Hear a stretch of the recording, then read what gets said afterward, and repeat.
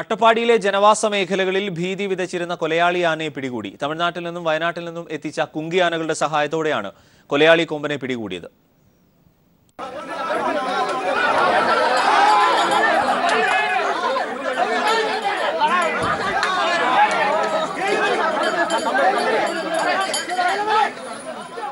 അട്ടപ്പാടിയിലെ 7 പേരുടെ ജീവനെടുത്ത കാട്ടുകൊമ്പനെയാണ് 4 കുങ്കിയാനകളുടെ സഹായത്തോടെ പിടികൂടി കോടനാട് ആന വളർത്തൽ കേന്ദ്രത്തിലേക്ക് മാറ്റിയത്.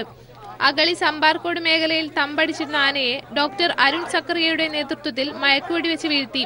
തുടർന്ന് പ്രാഥമിക ശുശ്രൂഷകൾ നൽകി. പിന്നീട് കുങ്കിയാനകളെത്തി കാട്ടുകൊമ്പനെ ലോറിയിലേക്ക് തള്ളിക്കയറ്റി.